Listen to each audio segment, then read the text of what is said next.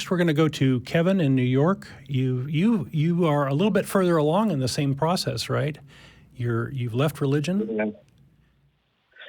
Yeah, I was raised Lutheran.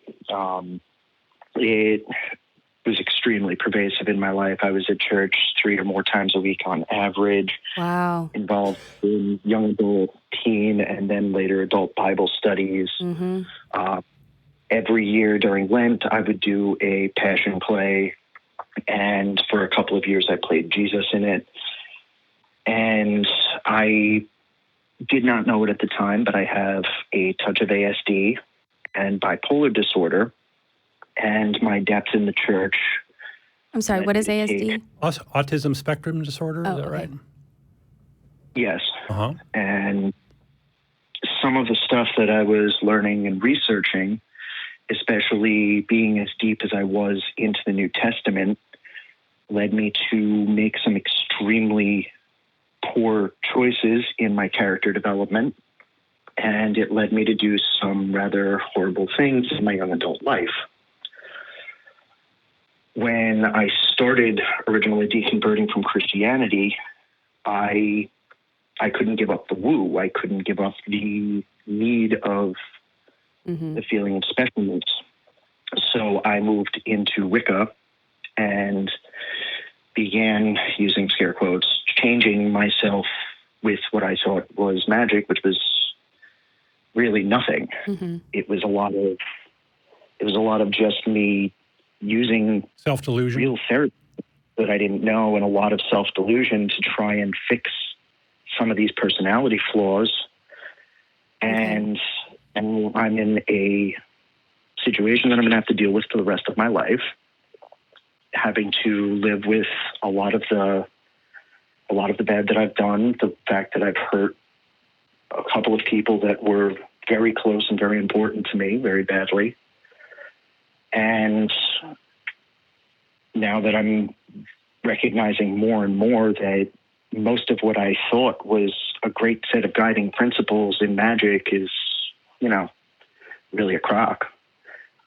Well, you do have the ability to reach out to those folks and sit down with them and offer a sincere apology, and they may or may not accept it, but I do think that that's a worthwhile exercise to go through.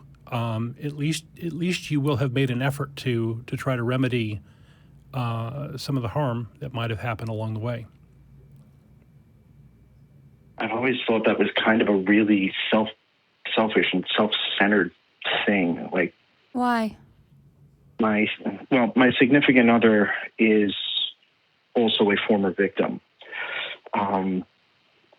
She sadly has a child with the guy, and I don't know if it's just because of who he is, but a lot of what she talks about now involves a lot of the pain that she has to consistently deal with, having to deal with him. And she puts up with it for her son because the guy's a good father. But she constantly carries around a huge weight and a huge load of pain that very much seems like, he has been working and to continue to sort of inflict on her, just to make himself feel better about it. It seems like you're directly or indirectly associated with a lot of potential, mentally unhealthy situations here, and it sounds like it might be a little difficult for you to really truly extract yourself from that sort of thing and get the healing and considerations that you need to do to sort of grow and move beyond these sorts of problems. My significant other and I are currently on a little bit of a break because of that, and my therapist is starting to push religion and spirituality back on me again. And I'm stuck in a situation where I can't just say, I don't want to deal with this. This is not something that I want to hear from you. This is not the kind of help that I need because it's not real. Let me go over here and find somebody else. Yeah. I have no choice but to see this specific person. Okay, that seems a little odd to me, because it seems to me that therapy should be your choice. And I was going to suggest the Secular Therapy Project is a place where you can find therapists who don't have an agenda like that, and who will sort of take you as you are and help you with the issues, kind of aside from religion. Yeah, I'm currently on parole, and there are a set number of therapists who deal with my category of offenses. Oh, I see. In Oh. the region. Okay. Yes. Have you heard of recovering from religion? I have, but given the nature of what I've done, I don't really have access to be able to look up the resources. Okay. Well, And one of the we things have- that's been helping a little bit is listening to you guys. I was hoping maybe something would come up if I called. Okay. Tell you what I'm going to do. I'm going to put you on hold. We have somebody in our call screening room that would like to chat with you and talk with you further, and maybe give you some guidance based on their experience. So if that's all right with you, I'm gonna let you go from here, and I'm going to put you on hold for them to pick up. Okay? Hopefully that person can help you. Yeah, I very much hope so. I'd really just like to also say thank you guys Sure. so much, because I just wish we could do even more. though- Yeah. We're rooting for you.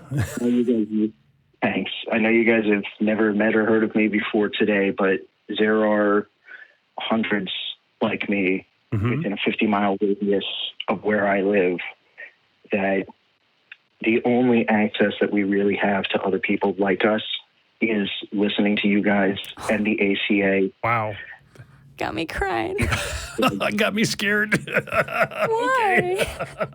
All right. Well, good luck to you, man. I'm gonna let you go. I'm gonna put you on hold, and Thank you for calling.